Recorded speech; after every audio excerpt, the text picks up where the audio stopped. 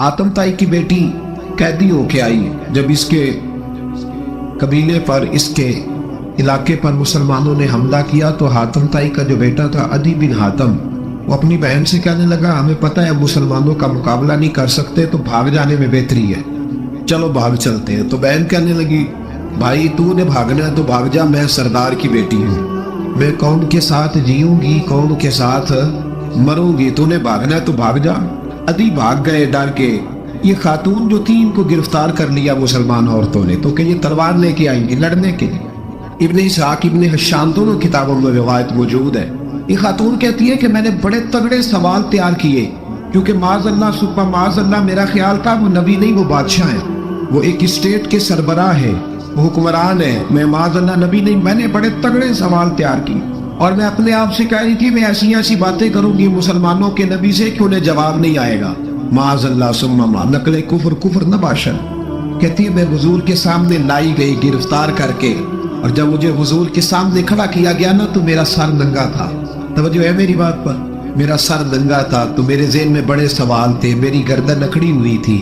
हुजूर ने मेरा नंगा सर देखा तो महबूब मिंबर से उठे, अपने कंधों से मुदस्सर वाली चादर उतारी और हुजूर अलैहिस्सलाम ने हातम ताई की बेटी के सर पे दे दी। बीवी कहती है जब हुजूर की चादर आई तो मेरी अकड़ी हुई गर्दन खुद ब खुद झुक गई नीचे की तरफ, खुद ब खुद झुक गई। सवाल अभी भी मेरे ज़हन में मौजूद थे। इतने में एक सहाबी हुजूर की बारगाह में आए और अर्ज करने लगे या रसूल अल्लाह सल्लल्लाहु अलैहि वसल्लम ये काफिर की बेटी है, मुशरिक नजस होता है, तो मैं अपनी चादर ना दे दूं, आप अपनी ले ले, काफिर की बेटी है। तो महबूब ने उसकी तरफ जलाल की नजरों से देखा, फरमाया खामोश हो जा, बेटियां बराबर होती हैं, तियां सांझियां होती हैं। वो कहती है जब हुजूर ने कहा ना बेटियां बराबर होती हैं तो मेरे अंदर से एक आवाज निकली, मैंने कहा ओ हातम ताई की बेटी तू गलत थी, ये बादशाह नहीं है तो अल्लाह के सच्चे रसूल हैं, बादशाह तो सख्त सजाएं देते हैं। कहते हुजूर मेरे करीब आए और आके कहने लगे तू सरदार की बेटी है, तेरे बाप में अच्छी खसलतें पाई जाती थी, बता तेरे साथ क्या मामला करूं, क्या मामला, ये हुजूर की पसंद है, क्या मामला करूं। तो कहने लगी मैं चाहती हूँ मुझे आजाद कर दे। कहती मुझे उम्मीद नहीं थी, हुजूर कहेंगे ठहर जा, बैठ जा, बात करते हैं, मुशावरत होती है, फिर उसके बाद कोई फैसला होता है। कहा आजाद कर दो। कहती हुजूर ने मेरे कहने पर फौरन ही अगला जुमला ही नहीं कहा, फरमाया जा तू आजाद है। कहती है मैंने एक जुमला और कहा, मैंने कहा मैं अकेली नहीं जाऊंगी, सारा काफिला आजाद करो, अब तंगी ये दामा पे न जा, और भी कुछ मांग है आज वो माइन बाता, और भी कुछ मांग। कहने लगी अकेली नहीं जाऊंगी, सारा काफिला सारा कबीला आजाद हो। हुजूर ने फरमाया तू पता नहीं क्या सोच रही है, तू जहाँ आई है वहां से खाली जाता ही कोई नहीं, सारा काफिला। हुजूर ने फरमाया भी इसके कबीले को खाना वाना खिलाओ और सारे ही आजाद कर दो। वापस घर गई तो अपने बाप को, अपने भाई को बुलाया, बुला के कहने लगी भाई वो बादशाह नहीं वो नबी है, बादशाह नहीं वो, अब तो जिनको फकीर होना चाहिए था वो भी बादशाह बन गए। बादशाह सलामत, बादशाह सलामत। मैं रात बूरे वाले में था, मैं था वहां दूर, तो 2-3 बच्चे ना यूं हाथ बांध के खड़े हो गए। अब हुजूर ने फरमाया कि इस तरह का मामला न करो जैसे मजूसी अपने बादशाहों के साथ करते। मैं कहा पुत्र बैठ जाओ, कहते नहीं साड़ी ड्यूटी है। मैं कहा केस लाई है, मैं बादशाह सलामत था, तो बैठ जाओ कुर्सी तेरा आमना। क्या चक्कर चल गया है, हाथ बांध के खड़े होना, कोनों में खड़े, क्या इसका मतलब? अदब अदाब है, करना चाहिए, लेकिन ये क्या लोगों को सजा मिली हुई है कि वो बेचारा जो गरीब आदमी अदब अदाब सिर्फ उसकी जिम्मेदारी है? माड़ा आया तो पीर साहब ने अदब पे लगा दिया और तगड़ा आया तो खुद अदब करना शुरू कर दिया। ये किस किस्म का तमाशा है? ये कोई तरीका नहीं। अदब अदाब होने चाहिए, लेकिन गरीबों को सजा, उन्हें सजा ना दो अगर बेचारे आ गए तुम्हारे आस्ताना आ लिया। बारह आराम दाम पर सिरे मतलब। कहने लगी मैं देख के आई, जो बादशाह नहीं नबी है। तो अदी कहने लगा मैं औरतों की बातों पे यकीन नहीं करता, मैं खुद जाके देखूंगा। मैंने कहा गरीबी मेरे नबी की पसंद है। हुजूर ने अल्लाह से गरीबी मांग के ली है, कहा या अल्लाह मुझे ज्यादा पैसे ना देना, एक वक्त की रोटी देना। और हुजूर फरमाते रब ने इख्तियार दिया है, अगर मैं चाहूँ तो खुद पहाड़ सोने का बन जाए और मेरे साथ चला करे, पर मैंने अल्लाह से ज्यादा दौलत मांगी। ओ भाई दौलत बड़ी प्यारी होती तो सबसे ज्यादा मेरे नबी की तिजोरियों में होती हो। हुजूर ने दौलत बांटी जरूर है, लेकिन हुजूर ने इससे प्यार, याद रखे हम तो पागल हो गए पैसों के पीछे भाग भाग। जो सड़क पे इधर जा रहा है वो पैसे देने जा रहा है, जो इधर जा रहा है वो लेने जा रहा है। पैसे का चक्कर है, पैसे का चक्कर, पैसे। एक साहब ने फोन किया, कहने लगे को टाइम दे दे, तो मैंने कहा बस यार वक्त थोड़े देर, कहते तुम खुश कर दे। मैं क्या मसलन तू की करेगा? کہتے جتنے پیسے کہو گے لگ جائیں گے. تو میں نے کہا یار ہر ایک کو بکاؤ مال نہ سمجھا کر, ہمارا بہت زیادہ ریٹ ہے تو دے ہی نہیں سکتا. کہنے لگے کون دے سکتا ہے؟ میں نے کہا دنیا میں کوئی بھی نہیں دے سکتا, ہمارا ریٹ ذرا زیادہ ہے. ہم نے اگر ریٹ مانگنا ہوا تو قیامت کے دن غوث اعظم جیلانی سے جا کے مانگیں گے, یا ان سے مانگیں گے جن کے نام کی دہائی دیتے رہے ہیں, تعریف مصطفیٰ کی کریں اور نتیجہ ہم دنیا داروں سے مانگیں, انہی سے لیں گے نتیجہ جن کے قصیدے ساری زندگی گائے. ہاں تو اس لیے چکر سے باہر عام نام پر سے مطلب ادی کہتے ہیں کہ میں خود جاؤں گا پھر جا کے دیکھوں گا. ادی مدینے آئے دیکھنے, اور جب بندہ کسی کو دیکھنے آتا ہے تو تنقیدی نظر سے آتا ہے. کہتے ہیں میں مسجد نبی میں پہنچا تو کچی زمین پر غلاموں کے ساتھ, ادھر دیکھو یہ بھی تو حضور کی سنت ہے نا. حضرت ابو ہریرہ صحیح سند کی حدیث بخاری میں فرماتے ہیں حضور کے ساتھ ایک سفر میں تھا, نبی پاک علیہ السلام نے فرمایا کھانا نہ پکا لے, حضور پکا لے. فرمایا تو گوشت لے آ, تو اس طرح کر مسالہ جات تیار کر لے, تو فلاں چیز کر لے. آخر میں حضور فرمانے لگے میں لکڑیاں اکٹھی کر کے لاتا ہوں. اللہ کرے پیرانو حدیث زبانی یاد ہو جائے, آمین تے آکھیا جے. میں لکڑیاں اکٹھی کر کے لاتا ہوں. عرض کی یا رسول اللہ ہم کر دیں گے. تو محبوب نے فرمایا سارے کٹھے نہیں جا رہے, کوئی عرض نہیں میں بھی لے آؤں گا. تو فرماتے حضور اٹھے اور لکڑیاں اکٹھی کر کے لائے. جب مسجد نبی شریف بن رہی تھی تو جناب ابو ہریرہ فرماتے میں 3 اینٹیں اٹھا کے لا رہا تھا, اللہ کے رسول 7 اینٹیں اٹھا کے لا رہے. 7 اینٹیں. چودھری صاحب آپ روز آ کے کہہ دیتے قاری صاحب مسجد کی صفائی نہیں ہوئی, تو نہیں کر سکتا مسجد کی صفائی؟ کیا سمجھتا ہے تو اپنے آپ؟ صدر بننے کا کیا مطلب ہوتا ہے کہ بندہ روک ڈالنے لگے؟ دنیا میں جو سب سے زیادہ عزت والا اور بڑا ہوتا ہے وہ وہی ہوتا ہے جو اللہ کے گھر میں جھاڑو دیا کرتا ہے. کیا لوگوں نے معیار بنا لیا ہے؟ یہ معیار ہے, جو قوم کا بڑا ہوتا ہے وہ قوم کا خادم ہوتا ہے. ادی کہتے ہیں میں مدینے آیا تو میں نے نبی پاک علیہ السلام کو غلاموں کے ساتھ کچی زمین پہ بیٹھے دیکھا, اور غلام بھی کون, ایک طرف حضرت بلال حبشی بیٹھے اور دوسری جانب حضرت عمار بن یاسر بیٹھے. اتنے حضور بیچ بیٹھے کھانا کھایا جا رہا ہے. اور حیران میں اس وقت ہوا جب اسی پلیٹ سے نبی پاک بھی کھا رہے ہیں اور بلال حبشی بھی کھا رہے ہیں ساتھ بیٹھ کے حضور نے. ادی کہتے میرے دل پہ چوٹ لگی, میں نے کہا نہیں یار یہ بادشاہ نہیں, یہ بادشاہ جو اس طرح غریبوں کے بیچ بیٹھ کے روٹی کھائے. ہمارے تو بادشاہ غریبوں کے حق میں تقریر کرتے ہیں نا, ویسے ان سے پوچھو کہ اس گاؤں سے ڈنگے کا کرایہ کتنا ہے, اور پھر ڈنگے سے لالے موسے کا کتنا ہے, ان کو کوئی پتہ نہیں. ان چودھریوں کو بچوں کو کھڑے کر کے پوچھو کبھی چنے کی دال کا بھاؤ کیا ہے, کبھی آدھی ہوئے تو بتاؤ نا, ان کو کیا پتا, ان کے گھر میں تو آ جاتی, اللہ جانے کہاں سے آتی, ہم بدگمانی نہیں کرتے. لیکن حضور ایک پلیٹ میں کھانا کھا رہے ہیں. ادی کہتا ہے میں سمجھ گیا یہ بادشاہ نہیں. پھر میرے دل میں شیطان نے وسوسہ ڈالا. میں نے کہا مسجد کچیا ہو سکتا ہے, مکان بڑا پکا ہو, بنگلہ بڑا عالی شان ہو. حضور کی عادت مبارکہ تھی جب کوئی مہمان آتا تھا تو یا مسجد میں اصحاب صفا کے ساتھ رکھتے تھے یا کسی صحابی کو دے دیتے تھے, وہ اپنے گھر لے جاتے. ادی کہتے ہیں میں نے جب سلام کلام کیا نا, دل میں خیال تھا کہ گھر بڑا عالی شان ہوگا, تو محبوب فرمانے لگے میرے دل میں خیال ہے. دیکھیے میرے نبی کو اللہ نے کتنا علم غیب عطا فرمایا ہے.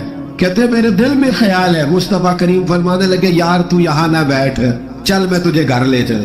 خیال آیا مسلمان نیک و بد پہچان جاتے ہیں اور محمد آدمی کے دل کی باتیں جان جاتے ہیں.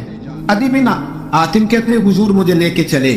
جب نبی پاک گھر کی طرف لے کے چلے تو رستے میں ایک بوڑھی اماں مل ہوئے, پھٹے پرانے کپڑے. کہنے لگی یا رسول اللہ میں آپ کی طرف ہی جا رہی, ضروری کام ہے. تو حضور نے فرمایا چل تو جا رہی تھی, میں خود جو آ گیا ہوں. ادی کہتے ہیں چوک میں اس بوڑھی نے حضور کو کھڑا کر لیا. کبھی دیکھے آپ نے اپنا وزیر چوک میں کھڑا؟ آپ کو یہ کبھی نہیں دیکھا, وزیر تو دور رہ گیا. چوک میں کھڑا کر لیا نبی پاک صلی اللہ علیہ وسلم, اور وہ بی بی اپنے دکھڑے سنانے لگی. کہتے قربان جاؤں وہ دیر تک باتیں کرتی رہی اور نبی پاک سنتے رہے. ادی کہتے ہیں میرے دل پہ دوسری چوٹ لگی. میں نے کہا جو اس طرح غریبی سے پیار کرے وہ بادشاہ نہیں, وہ اللہ کے سچے رسول ہیں. حضور مجھے گھر لے گئے. جناب سیدہ طیبہ طاہرہ حضرت عائشہ صدیقہ رضی اللہ تعالی عنہا کے حجرے میں, اور حضور جب اندر لے گئے تو ایک چٹائی پڑی ہے کھجور کی چھال کی, وہ بھی پھٹی ہے 2 جگہ سے, ایک مٹکا 2 پیالے, ایک تکیہ جس میں کھجور کی چھال بھری ہوئی ہے. کہتے حضور مجھے لے گئے, میں نے محبوب کا وہ مکان جنت نشان, میں نے وہ مکان دیکھا جہاں حضرت جبریل حاضری دینے آیا کرتے. میں نے وہ مکان دیکھا جس کے دروازے پہ 70 ہزار فرشتے ڈیوٹی کرتے. میں نے وہ مکان دیکھا. کہتے میں حیران ہو گیا. حضور مجھے بٹھا کے گئے دوسرے کمرے میں, اور وہاں سے حضور سرکہ لائے, کھجورے لائے, تھوڑا سا کھانا لائے. کہتے میرے سامنے رکھا. اب میں نے اس کھانے کی سادگی کو بھی دیکھا. لگے جو مزدور شاہ ایسا, نہ دھن نہ دولت سربراہ ایسا, فلک نشی کا زمین پہ گھر ہے, میرا پیغمبر عظیم گھر ہے. کہتے ہیں حضور صلی اللہ علیہ وسلم نے کھانا دیا تو حضور کی وہ سادگی, اس بندے میں سادگی نہیں نہ ہوتی, اس میں اپنائیت نہیں ہوتی. آپ کو سمجھ آئے تب بھی ٹھیک ہے, نہ آئے تب بھی ٹھیک ہے, پر میں آپ کو بڑی بات سمجھا رہا ہوں. جس میں سادگی نہیں ہوتی اس میں اپنائیت, وہ تو دیکھتا ہے کہ اس کے کپڑے اس قابل ہے کہ نہیں, میرے سینے سے لگ بھی سکتا ہے کہ نہیں, اس میں اپنائیت. جو لوگ سادے نہیں ہوتے ان کے زیادہ رشتے نہیں ہوتے, ان کا لوگوں سے زیادہ پیار ہے, اس لیے کہ وہ تو انتظار کرتے ہیں, کہتے ہیں میرے نال دی جتی پائے گا تو میرے نال ٹرے گا. جو سادے ہوتے نا, سادے جو لوگ غریب پرور ہوتے, ان کے رشتے بڑے پیار, بڑا محبتیں بڑی, زمانہ ان سے بڑا وابستہ ہو جاتا ہے, اس لیے کہ وہ لوگوں کے قریب آ جاتا ہے. وہ نیچے اتر کر لوگوں سے ملتے گن, وہ یہ نہیں دیکھتے میرا قد کتنا بڑا ہے, وہ یہ دیکھتے ہیں یار سامنے والے کا پیار مجھ سے کتنا. وہ نیچے اتر کر لوگوں سے کہتے, نبی پاک علیہ الصلوۃ والسلام نے بڑا سادہ سا مجھے کھانا دیا. جب میں کھا چکا تو حضور فرمانے لگے, سارا کچھ تو آپ نے دیکھ لیا, کیا پروگرام ہے, کب جانا ہے آپ نے, دیکھ لیا سارا کچھ, اگلا پروگرام بنائے. تو ادھی کہتے ہیں میں دور بیٹھا تھا, میں اٹھ کے قریب آ گیا, میں نے کہا محبوبہ اب کہاں جانا ہے, مجھے کلمہ پڑھائے, میں مسلمان ہونا چاہتا ہوں. یہ غریبی حضور کی پسند ہے, تھوڑے پہ گزارا کرنا سی. حضور فرمانے لگے, ادی مقام حرا کا نام سنا ہے؟ ادی کہنے لگے حضور سنا ہے پر وہ جگہ دیکھی نہیں. محبوب فرمانے لگے, سن میں وہ وقت لے کے آؤں گا, میرا دین اس طرح نافذ ہوگا کہ ایک عورت مقام حرا سے اونٹنی پہ اکیلی بیٹھے گی اور اکیلی آئے گی اور آ کے بیت اللہ کا طواف کرے گی, سوائے اسی اللہ کے کسی کا خوف نہیں ہوگا. حضور فرمانے لگے, کسرا کا نام سنا ہے؟ کہا حضور وہ تو بازار اس وقت بڑا تگڑا بادشاہ ہے. فرمایا اس کے علاقے بھی فتح ہوں گے, وہ خزانے مسلمانوں کے پاس آئیں گے. اور فرمایا تو تیسری بات نبی پاک نے بیان کی, فرمایا تو یہ دیکھ رہے ہیں کہ مسلمانوں میں غربت ہے؟ فرمایا آدھی ایک وقت آئے گا لوگ دینے کے لیے نکلیں گے پر انہیں لینے والا کوئی نہیں ملے گا. ادی کہتے ہیں کہ میں رسول کریم کا کلمہ پڑھ کے مسلمان ہو گیا, اب زیادہ دور نہیں گزرا. ادی رویا کرتے تھے, حاتم تائی کے بیٹے ادی رویا کرتے تھے اور رو کے بتایا کرتے تھے, لوگوں وہ جو حضور نے فرمایا تھا نا بی بی ہرا سے چلے گی اور طواف کرے گی, وہ بی بی میں نے اپنی آنکھوں سے آتی دیکھی, اسے سوائے اللہ کے کسی کا ڈر نہیں تھا. اور ادی کہنے لگے, وہ جو حضور نے فرمایا تھا نا کہ کسرا کے خزانے فتح ہوں گے, فرمایا وہ جب فتح ہو رہی تھی تو میں خود اس جنگ میں شریک تھا, مجھے اللہ نے موقع دیا, میں مجاہدوں میں شامل تھا. اور فرمانے لگے تیسری پیشن کوئی رہ گئی ہے, مجھے امید ہے وہ بھی پوری ہوگی. حضرت عمر بن عبدالعزیز کے زمانے میں آ کے وہ دور بھی آیا کہ لوگ زکوٰۃ دینے نکلتے تھے, لینے والا کوئی نہیں ملتا تھا. لوگ کسی کو غریب سمجھ کے صدقہ دینے لگتے تھے, وہ کہتا تھا بھائی لے جا, میں تو رات کو دے کے آیا ہوں. لوگ دینے نکلتے تھے, لینے والا کوئی نہیں. اسلام کی فطرت میں قدرت نے لچک دی ہے, اتنا ہی یہ ابھرے گا جتنا کہ دبا دو گے. نبی پاک بے مثل و بے مثال ہے, لا مثل لہ ولا مثال لہ. حضور کی مثل بھی کوئی نہیں اور مثال بھی ہے ہی کوئی نہیں. اللہ کریم نے معبود جیسا دوسرا بنائے کوئی نہیں. سمجھنی ہے بات آپ نے, حضور میں شک کوئی نہیں پر ابو جہل نے شک کیا, نبی پاک میں شک کوئی نہیں پر ابو لہب نے شک کیا, حضور میں شک کوئی نہیں پر عتبہ عتیبہ شیبہ ان کا شک آخر تک نہیں گیا. حالانکہ حضور میں کوئی شک دور کرانے بھی آئے تو شک نہیں گیا. ایک دفعہ نہیں, کئی دفعہ, ترجمے دفعہ, 20 دفعہ. ایک ابو جہل کو نہیں, دماغ میں شک تھا, حالانکہ حضور میں کوئی شک نہیں. ایک دن آ کے کہنے لگا کہ بتائیے میری مٹھی میں کیا ہے, تو نبی پاک صلی اللہ تعالی علیہ وسلم نے فرمایا اگر میں نے بتا دیا, کہنے لگا اگر آپ نے بتا دیا تو میں کلمہ پڑھ لوں گا. حضور نے فرمایا میں نے بتا دینا ہے پر تم نے کوئی نہیں پڑھنا, میں بتا دینا ہے. کہ بتائیے, تو حضور نے فرمایا چل سودا کر لیتے ہیں, اگر جو تیری مٹھی میں ہے وہی بتا دے, پھر تیرا کیا خیال ہے؟ تو نبی پاک صلی اللہ تعالی علیہ وسلم نے کہا کیا بھئی ابو جہل کی مٹھی میں؟ تو اس کی مٹھی میں کنکر تھے, کنکروں نے کلمہ پڑھنا شروع کر دیے. جب کنکروں نے کلمہ پڑھا, پتھر تھے وہ, انہوں نے کلمہ پڑھا. ابو جہل نے وہ کنکر زمین پہ پھینک کے کہنے لگا اوفو تیرا جادو تو پتھروں پہاڑوں پہ بھی چلتا ہے. اب جملہ کہنے لگا ہوں سمجھ لینا, ابو جہل گوشت کا آدمی تھا, کنکر پتھر تھے, پتھر کلمہ پڑھ گئے. گوشت پوشت کا آدمی تھا پر کلمہ کیونکہ یہاں کیا تھا, شک, اس نے آگے نہیں بڑھنے. گوشت پوشت کا شخص ہو کے پتھروں سے آگے نکل نبی پاک صلی اللہ علیہ وسلم کی خدمت میں آیا. بلکہ وہ جو یہودی والی روایت ہے اس کے پس منظر میں بھی بعض محدثین نے لکھا ہے, اس کو بھی اسی نے بھیجا. کہنے لگا جاؤ نبی پاک سے جا کے کہو اگر وہ درخت آپ کا کلمہ پڑھے تو میں بھی پڑھ لوں گا. درخت, اب درخت ہوتے تو جاندار ہے پر کلمہ تو کوئی نہیں نہ پڑھتے. درخت سے بھی تو انسانوں سے کلمہ پڑھنے کی بات, اگر درخت پڑھے تو میں پڑھ لوں گا. نبی پاک صلی اللہ علیہ وسلم دور بیٹھے تھے, درخت دور تھا, اور امام سیوطی علیہ رحمہ نے لکھا ہے درخت بھی کیکر کا تھا. نبی پاک صلی اللہ علیہ وسلم نے فرمایا اس یہودی سے کہ تو جا کے درخت کو کہہ کہ تجھے نبی پاک بلاتے ہیں. فرمایا میں گیا تو پھر تم نے کہنا جادو کر کے بلایا ہے. احتیاط بھی کی, ہر چیز آنکھوں کے سامنے رکھی, تو جا کے کہہ کہ تجھے بلاتے ہیں. وہ بندہ گیا, جا کے کہنے لگا, اور امام سیوطی نے اس کو لکھا ہے, کہنے لگے اس نے نبی پاک کا نام بھی نہیں لیا, کیونکہ ابو جہل اینڈ کمپنی کو پتا تھا کہ مصطفیٰ کے نام میں بھی بڑی برکت. خالی نام بھی نہیں لیا, کہنے لگا درخت وہ جو سامنے بیٹھے ہیں نا وہ تجھے بلا رہے. نام نہیں لیا حضور کا, وہ جو سامنے بیٹھے ہیں نا جاءت لدعوتہ الاشجار ساجدۃ. امام بوصیری کہتے ہیں درخت آیا اور سجدہ کرتا ہوا, زمین چیرتا ہوا آیا. کس طرح آیا؟ پہلے آگے جھکا, پھر پیچھے جھکا, دائیں جھکا, بائیں جھکا. یہاں بھی لکھنے والوں نے لکھا ہے کہ وہ نہ درخت اپنی جڑیں اکھیڑ رہا تھا, جب چلنا تھا نا اس نے حضور کی طرف آنا تھا تو آگے دائیں بائیں ہوا, جڑیں اکھیڑ رہا.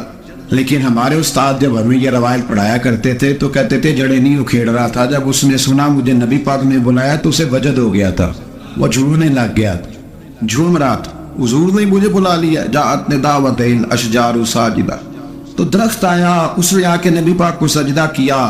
لکڑی کا بنا ہوا درخت ہے, سجدہ کیا. سجدہ کرنے کے بعد درخت اٹھا اور اٹھ کے اس نے نبی پاک کا کلمہ پڑھا. وہ جس کو ابو جہل نے بھیجا تھا نا یہودی, وہ درخت کی حالت دیکھ کے کلمہ پڑھ گیا. وہ کلمہ پڑھ گیا, لیکن یہی بے ایمان کہنے لگا ہوئے ہوئے ان کا تو درختوں پہ بھی جادو چلتا ہے.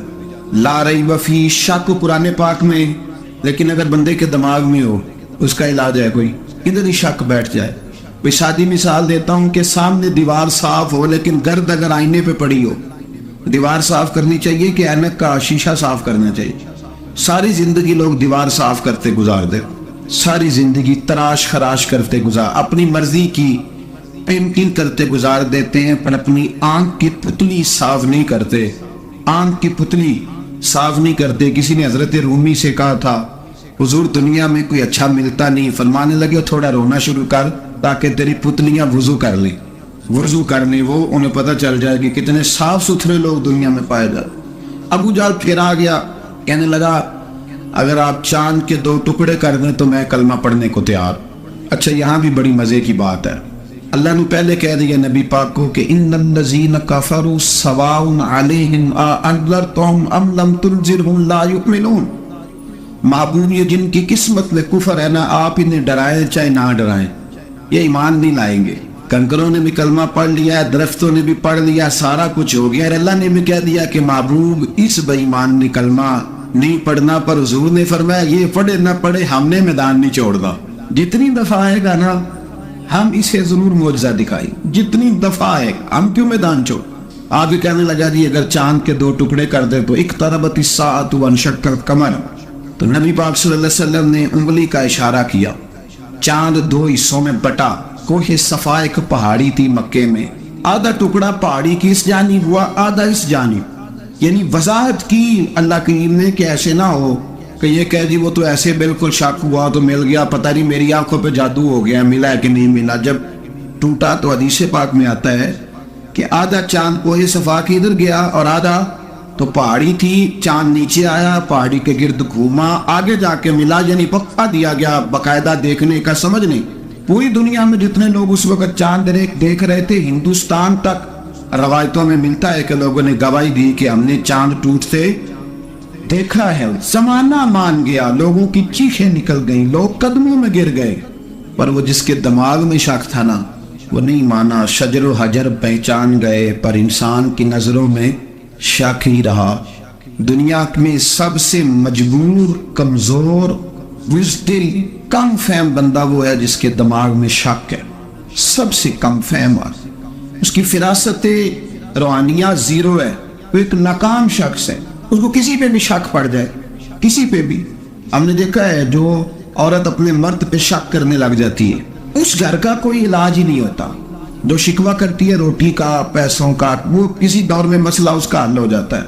جو نافرمان ہوتی ہے اس کا بھی مسئلہ کسی نہ کسی زمانے میں حل ہو ہی جاتا ہے. یہ جس کو شک پڑ جاتا ہے نا شک اس کا مسئلہ قیامت کی صبح تک حل نہیں ہو. اگر مرد کو شک پڑ جائے اس کا مسئلہ بھی کبھی زندگی میں دوبارہ حل یاد رکھے. یہ جو شکوک و شبہات ہے نا قرآن پورا شکوک و شبہات کا ازالہ کرتا ہے. کافر کے سوال کا جواب دیتا ہے, منافق کے سوال کا جواب دیتا ہے. قرآن مجید ہر ایک کی تسلی کراتا ہے لیکن شروع میں بتا دیا کہ لا ریب فی, شک والی گنجائش اس میں. لوگ آج تک شک کر رہے ہیں کہ اللہ کا کلام ہے کہ نہیں, آج تک لوگ کہیں. تو میرے بھائی شکوک والی زندگی کمزور ہوتی ہے. شکوک والی عقل مند لوگوں کی زندگی کمزور زندگی ہے. صحابہ کرام عمل والے لوگ تھے, وہ بحثوں میں الجھے رہتے تو عمل نہ کر پاتے. ہمارے یہاں نا بحث ہوتی ہے جس مسئلے کا کوئی تعلق ہی نہیں, الجھنوں سے نکل رہے. عمل کا رستہ, بحث جو ہوتی ہے یہ عمل کا رستہ روکتی ہے. عقل مند نہ بنے, فرما بردار بنے. میرے بھائی شکوک و شبہات والی جو لائف ہے, لیکن نا انبیاء کرام علیہ السلام کے بارے میں شکوک و شبہات ہیں, اولیاء عظام کے بارے میں. اب ایک نیا شک پیدا ہو گیا ہے کہ فیض ملتا ہے کہ نہیں ملتا. ہم نے فلانے ولی کو دیکھا نہیں, ساری زندگی اس کا نام لیا, فیض ملے گا کہ نہیں. غوث پاک کو دیکھا نہیں, ساری زندگی قادری کہلایا, فیض ملے گا کہ نہیں. خواجہ اجمیر کو دیکھا نہیں, چشتی کہلائے, فیض ملا کہ نہیں. صابر پیا کو دیکھا نہیں, صابری کہلائے, فیض ملا کہ نہیں. او خدا کے بندے, فیض وہ چیز ہے جو نظر نہیں آتی پر محسوس سب سے زیادہ ہوتی ہے.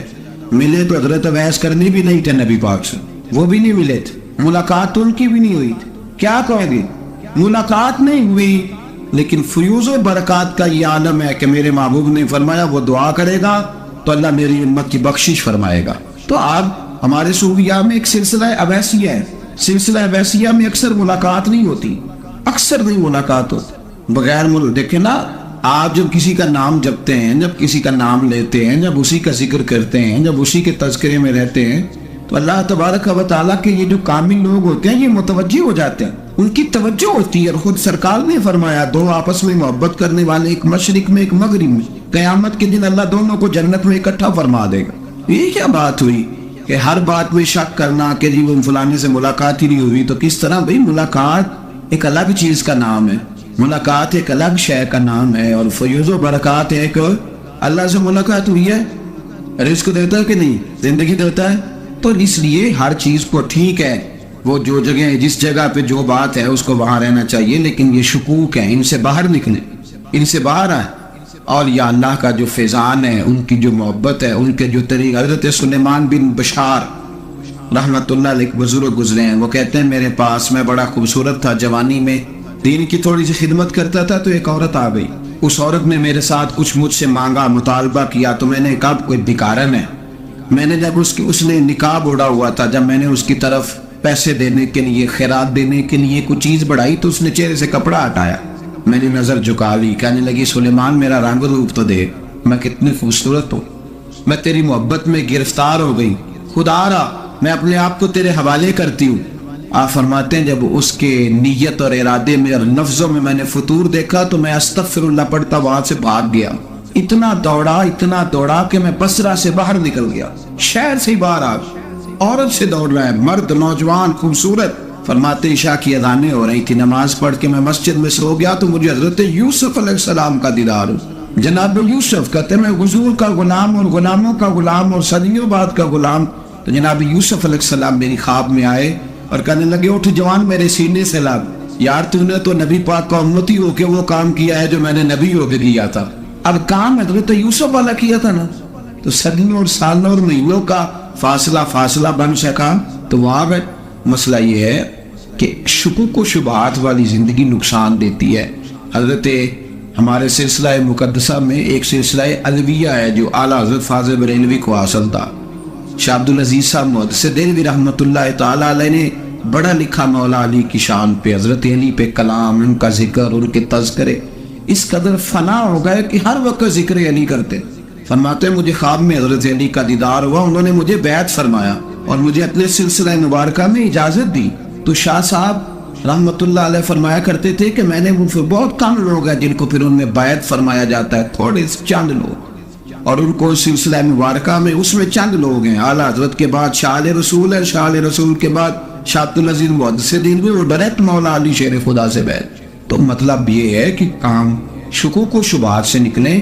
قرآن نے کہا لا ریب فی, قرآن میں شک البتہ وَإِن كُنتُمْ فِي رَيْبٍ مِّمَّا نَزَّلْنَا عَلَىٰ عَبْدِنَا, بندے کچھ شک کرتے ہیں, اگر انہیں شک ہو تو اس طرح کریں کہ فَأْتُوا بِسُورَةٍ مِّن مِّثْلِهِ, پھر اس کی مثل ایک صورت لے کے آئیں, اور وَادْعُوا شُهَدَاءَكُم مِّن دُونِ اللَّهِ إِن كُنتُمْ صَادِقِينَ, سارے بے شک اپنے حمایتی بلا لیں اگر وہ سچے. شک والی دنیا سے باہر نکل آئے, حقیقت والی دنیا کو قبول کریں. شکوک و شبہات کا ازالہ نہیں ہوتا, شک دوسرے شک کو جنم دیتا ہے, نقص دوسرے نقص کو جنم دیتا ہے, غلطی دوسری غلطی کو جنم دیتی. اور انسان جب تک شکوک کی, میں نے آپ کو کہہ دیا کہ ہر گھر بس سکتا ہے, ہر گھر, ہر عورت کے صحیح ہونے کی امید ہوتی ہے, پر جس بی بی کو اپنے خامند کے کردار پہ شک ہو وہ بی بی کبھی مطمئن نہیں ہوتی. ہر گھر بس جاتا ہے, لیکن جس خامند کو اپنے بیوی کے کردار پہ شک ہو جائے اس کا کبھی اس کے ساتھ سلوک مخلصانہ. شکوک والی زندگی بیماروں کی زندگی ہے, شکوک والی زندگی بیماروں کی زندگی, کمزوروں کی زندگی, بزدلوں کی زندگی. اس لیے حقیقت والی چیز جب تک آپ کے پاس کوئی چیز کلیئر ہو کے نہیں آتی. شریعت اسلامیہ نے بہتان کی سزا رکھی 80 کوڑے. پتہ ہے آپ کو, جس نے ایسے بہتان لگا دیا دلیل ہی کوئی نہیں, ایسے ہی کہہ دیا کہ جی وہ مجھے شک ہے, جی انہوں نے ایسے کیا, فرمایا اسے کوڑے مارو. شک کی بنیاد پر بہتان ترازی کرتا ہے, کوڑے کی سزا رکھی, 80 کوڑے مارو اس ظالم. یہ شک کر رہا ہے اس کو جب اس کے بعد دلیل ہی کوئی نہیں. یا بڑے بندے ہیں بات کر دیتے ہیں کہ جی وہ ایسا ہوا ہوگا, میں نے ایسا دیکھا تھا, ہوگا, کیا تھا, ممکن ہے. تو یہ شکوک ہے.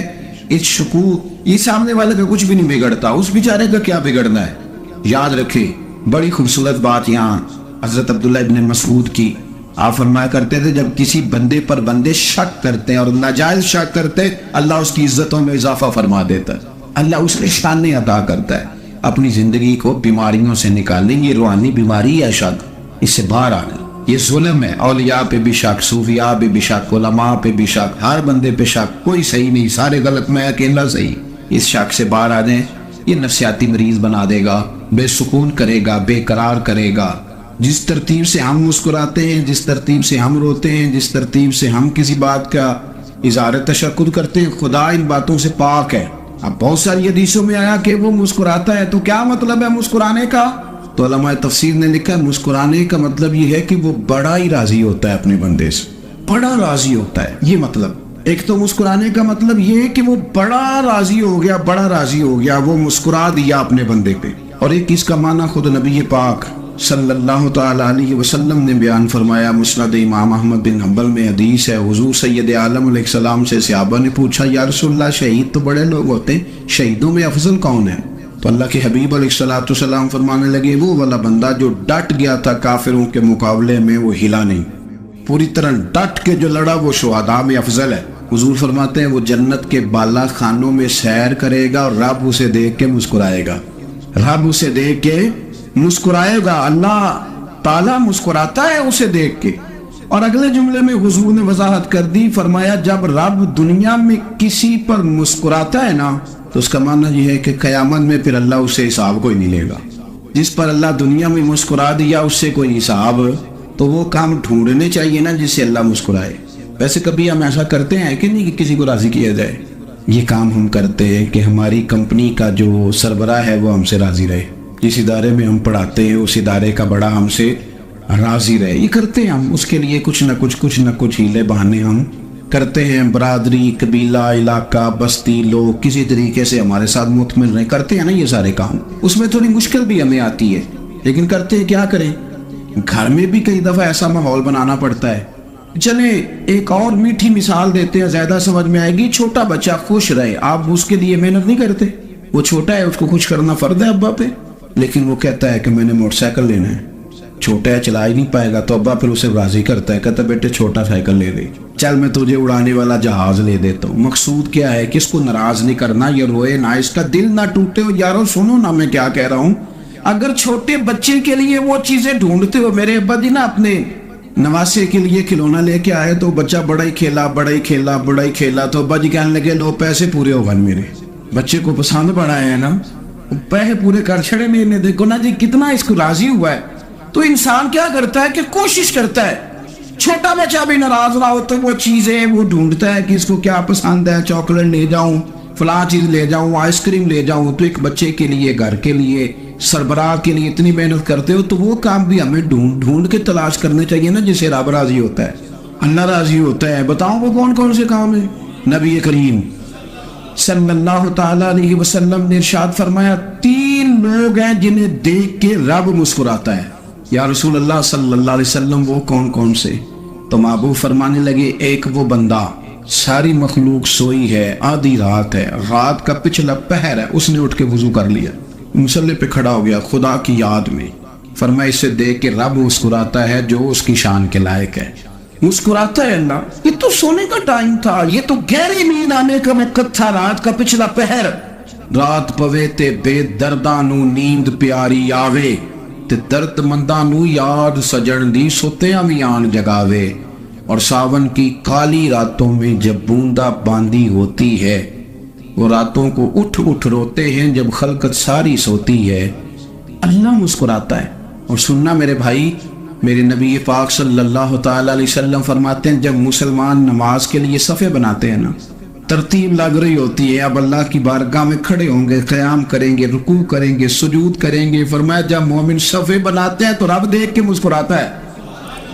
कमाल हो गए उरूज बंदगी का, जब बंदे को देख के रब मुस्कुराए। खुदा बंदे से खुद पूछे बता तेरी रजा क्या है, मुस्कुराता है। और मेरे नबी पाक अलैहिस्सलाम फरमाते हैं जब मुजाहिद जिहाद के लिए सफ़े सीधी करते हैं, आज तो ये रब के नाम पे मरने ही आ गए, ये सफ़ों में खड़े होंगे, तरतीब से लड़ेंगे, तरतीब से गला काटेंगे काफिरों का या शहादत लेंगे। फरमाया जब जिहाद के लोग सफ़े बनाते हैं तो रब उन्हें देख के मुस्कुराता है। कितने नसीबों वाला में बंदा है जिसे देख के मुस्कुरा दिया। और यार कभी तेरा बेटा तेरे सामने मुस्कुराए ना छोटा, तो तेरा दिल बाग बाग हो जाता है। तेरी माँ बीमार किसी एक दिन सही तरह हंस पड़े तो तबीयत खुश हो जाती। मुझे बताओ ना जिसका रब भी उसे देख के हंस पड़े, जो उसकी शान के लायक है। क्या उस बंदे के नसीबे हैं, क्या उसके मुकद्दर है। आप उस मकाम पर अपने आप को लाए। अब देखिए ना, ये हदीस आपने सुन ली, अब हमने ना इस तरह सफ़े नहीं बनाने जिस तरह सारी दुनिया, अब जरा सफ़े भी शौक से बनाएंगे। आप जरा थोड़ा सा शौक पैदा करेंगे, भाई ये तो मैं वो काम करने लगा हूं जिसे देख के रब मुस्कुराता है।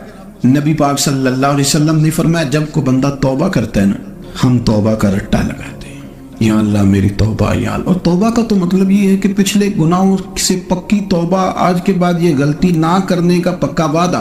तूने सारी शबे बरात रो के गुजारी है, बता सवेरे झूठ जोड़ने का इरादा है तेरा, आज के बाद रिश्वत तो नहीं ना लेगा, मिलावट तो नहीं ना करेगा, ये तौबा है। और अगर सारे काम इसी तरह करने तो फिर ये तौबा का रट्टा है, जितना मर्जी लगाओ। हजरत अली बिन रबिया रदियल्लाहु ताला अन्हु फरमाते हैं मैं मौला अली के साथ था, मकाम हर्रा की तरफ जा रहे थे, हजरत अली ने हाथ उठा के दुआ मांगी हमारी तालीम के लिए, वरना हजरत अली हम सहाबा को महफूज अनिल खता तो मानते हैं ना। हाथ उठा के कहा ऐ अल्लाह हमारे गुनाह बख्श दे, तेरे अलावा कोई माफ करने वाला नहीं। और फिर हजरत अली आसमान की तरफ देखा और देख के ना हजरत अली बिन रबिया को तो मुस्कुराए।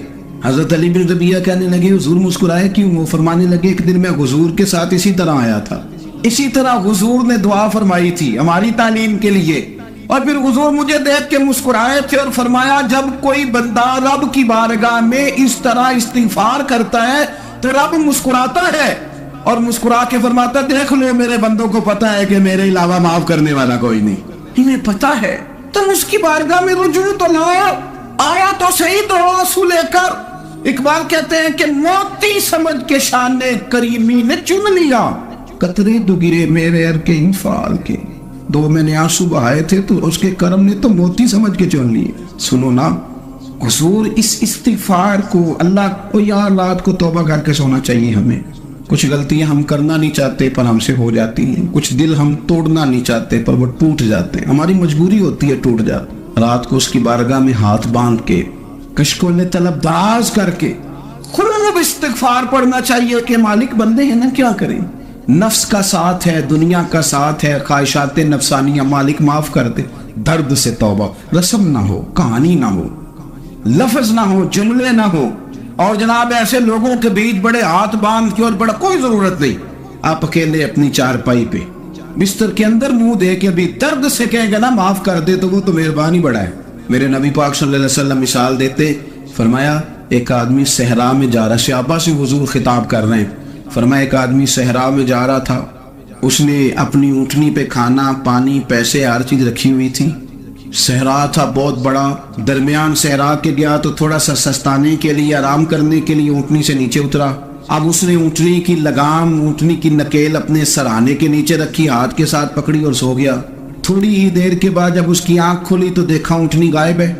صحرا میں وہ پیدل نہ آگے جا سکتا ہے, نہ پیچھے جا سکتا ہے, نہ دائیں نہ بائیں, کھانے کو روٹی نہیں, پینے کو پانی کا قطرہ نہیں, تھوڑا ادھر بھاگا ادھر بھاگا, تھک گیا. کریم محبوب فرماتے ہیں وہ پوری طرح نڈھال ہو گیا اور مایوس ہو گیا, معاذ اللہ, مایوس ہو کے دوبارہ اسی جگہ آ کے لیٹ گیا جہاں پہلے لیٹا تھا. انتظار کرنے لگا کہ اب موت ہی آئے گی, آخری وقت ہے, اب نہ میں پیدل یہ صحرا کراس کر سکتا ہوں, نہ پیچھے جا سکتا ہوں, نہ کھانا ہے نہ پانی ہے, سوائے موت کے کوئی سہارا نہیں. حضور فرماتے ہیں وہ رستے میں دوبارہ لیٹ گیا. اچانک اس نے رخ بدلا تو اونٹنی سامنے کھڑی تھی. حضور نے صحابہ سے پوچھا بتاؤ نا اسے بھلا کتنی کو خوشی ہوگی. یا رسول اللہ جی سے نئی زندگی مل گئی ہے.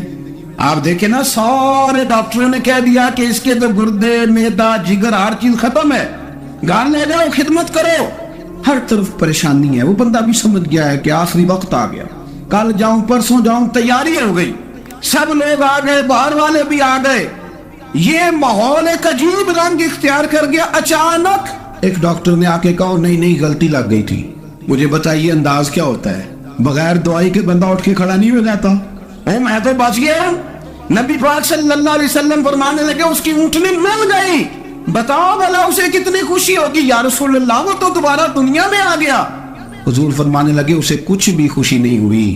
جب کوئی رب کا گناہگار بندہ کہ توبہ کرتا ہے, رب کو اس سے کہیں گنا زیادہ خوشی ہوتی ہے. میرا بندہ آ گیا, میرا بندہ آ گیا, میرے گھر آ گیا. اس نے آنسو بہائے ہیں. اس نے کہا اللہ میں تیرا ہی رزق کھاتا ہوں, تیری ہی زمین پہ رہتا ہوں, تیرے نام سے میری سانسیں چلتی ہیں. وہ آ گیا. فرمایا اس اونٹنی والے سے زیادہ رب کو خوشی ہوتی ہے جب گناہگار آ کے توبہ کر. گناہگاروں کے آنسو اس کی بارگاہ میں بڑے مقبول ہیں, لیکن ہم رسم ادا کرتے ہیں, توبہ نہیں کرتے. ہم اپنے آپ کے ساتھ دھوکہ کرتے ہیں, جھوٹ بولتے ہیں. ہم بندہ کوئی ناراض ہو جائے تو ہمیں کو نہیں نیند آتی, اس کے گھر چلے جاتے ہیں. ہم اپنے سارے رشتوں کو تعلقات کو مینٹین کر کے رکھنے کے عادی ہیں. ہمیں پتہ ہے کہ وہاں میں نہیں جا سکا تو بیٹا بھیجتا ہوں, فلاں شادی پہ میں نہیں جا سکا تو بھتیجا بھیجتا ہوں, بھائی بھیجتا ہوں. اور تعلق کا ہم نے خیال رکھا کوئی روٹھ نہ جائے. لیکن کمال ہے نا, یہ نہیں سوچا کہ اگر رب روٹھ گیا تو جب وہ روٹھ جائے نا تو سارے رشتے بھی بندے کے پاس موجود ہوں تو کوئی کارآمد نہیں ہوتی. پھر کروڑوں روپیہ جیب میں ہوں تو ڈاکٹروں کی دوائیاں اثر نہیں کرتی. وہ روٹھ جائے تو پھر انسان اس طرح سے پھسلتا ہے کہ بڑے بڑے اس کے پاس دروازے ہوتے ہیں پر کسی جگہ اس کا ہاتھ نہیں لگتا. خدا را خیال کریں, دنیا روٹتی ہے تو روٹ جائے, رب رسول ناراض نہ ہونے پائیں, اس کا خیال کریں. حضور فرماتے ہیں وہ مسکراتا ہے, اسے خوشی ہوتی ہے جب کوئی اس کا بندہ اس کی طرف رجوع کرتا ہے. میرے عزیزو, رسول پاک صلی اللہ تعالی علیہ وسلم نے ان لوگوں کے تذکرے کیے جنہیں دیکھ کے رب مسکراتا ہے.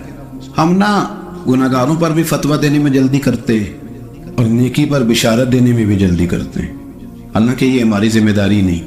پتہ نہیں اللہ تعالیٰ کس کو کب توفیق توبہ دے کے اپنے قریب کر لے, لیکن بڑی جلدی ہے, بڑی جلدی فتویٰ دینے میں. اور یہ فتویٰ صرف مفتیوں کا نہیں رہ گیا, یہ میری طرح کے آپ کی طرح کے ڈھیروں لوگ ہیں جنہوں نے جیب میں فتوے ڈالے ہوئے.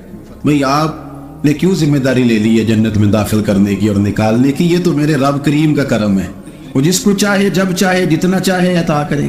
لیکن کچھ لوگ نا بڑے پکے ہو گئے ہیں کہ شاید جو میں سوچ رہا ہوں وہی درست ہے. کبھی کبھی کچھ چیزیں عجیب بھی ہوتی ہیں, لہذا خدا کی رحمت پر بھروسہ کر کے بات کرنی چاہیے, اپنی مرضی کے فتوے نہیں داغنے چاہیے. وہ دیکھو جی فلانا بندہ یوں کر رہا ہے, آپ کو پتہ ہی نہیں پوری بات کا, آپ کو علم ہی نہیں پوری بات کا. حضرت باولک نقشبند بخاری رحمت اللہ علیہ فرماتے ہیں میں حج کرنے گیا تو وہاں میں نے ایک آدمی کو کروڑوں کا کاروبار کرتے دیکھا تو میرے دل میں خیال ہے یہاں بھی اللہ اللہ کرنی چاہیے تھی, دنیا داری کر رہا ہے. لیکن فرماتے ہیں حج سے فارغ ہوئے تو میں نے دیکھا وہی بندہ सारा कुछ रब की बारगाह में खैरात कर रहा है और सैकड़ों गरीब हाजी हैं जिनको पूरे पूरे खर्चे दे रहा है। तो मैंने वही अपनी सोच से तौबा की कि मैं कहाँ था, बड़ी जल्दी खड़े ना हो जाएं। हजरत हसन बसरी रहमतुल्लाह ताला अलैह इरशाद फरमाते कि मैं दरिया के किनारे गया तो वहां मैंने एक शख्स को देखा, वो अपनी एक खातून की गोद में सर रख के बैठा और करीब एक बोतल भी पड़ी है। मेरे दिल में माज़अल्लाह ख्याल आया कि देखो किस अंदाज में एक औरत के साथ ये है और पास बोतल भी पड़ी है, जाने शराब है। कहते मैं सोच ही रहा था कि अचानक एक कश्ती आ रही थी दरिया में, वो हिचको लेखा है, कश्ती में 4-5 लोग थे, वो दरिया में डूबने लगे।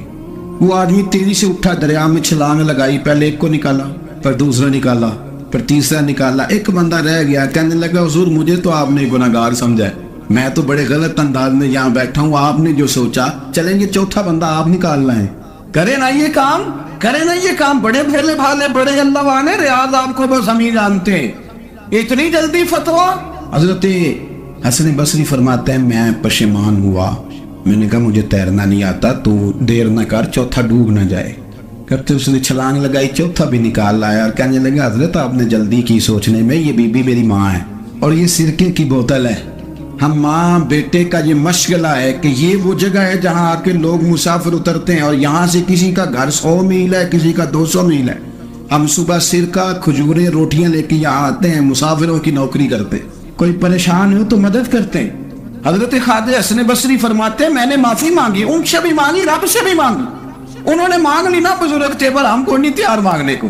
हम हर वक्त बदगुमानियां, वो फलाना फलाने जुर्म करता था, मैं उसे अब कैसे नेक मान लूं। भाई अब वो नमाजी है, खुदा के घर आता जाता है, अब अल्लाह की बारगाह में हाजिर होता है। जब रब ने माफ कर दिया तू भी सोच बदल जा।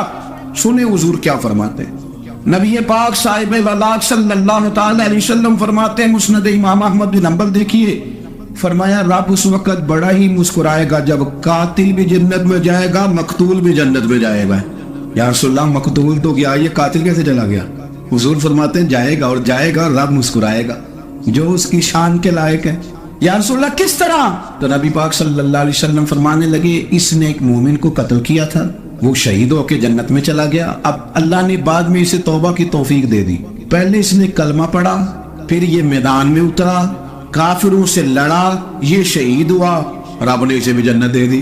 कातिल भी जन्नत में, मकतूल में जन्नत में। और बात इतनी अनोखी है कि रब देख के मुस्कुरा रहा है जो उसकी शान के लायक है। हम जल्दी में हैं, हम इंतजार नहीं कर रहे कि शायद तौबा कर जाए, हम इंतजार नहीं कर रहे। लेकिन मेरे अजीज इतनी जल्दी ना करे, सोचों का साफ होना, ज़हनों का पाक होना और लोगों के बारे में गुमान का अच्छा होना। आप किसी नफ्सियात के डॉक्टर के पास चले जाएं, उसे कहें टेंशन बढ़ी है, मैं उनके मज़ामीन पढ़ता रहता हूँ, वो सबसे पहला सबक आपको ये पढ़ाएंगे कि अच्छा सोचा करें। अच्छा सोचने से बंदा तंदुरुस्त रहता है। किससे बंदा तंदुरुस्त रहता है? हैं जी, वाकई। यानी इस वाले पड़ोसी के बारे में भी अच्छा सोचना है, घर में इस वाले के बारे में भी, छोटे भाई के बारे में भी अच्छा सोचना है और बड़े के बारे में भी अच्छा ही सोचना है।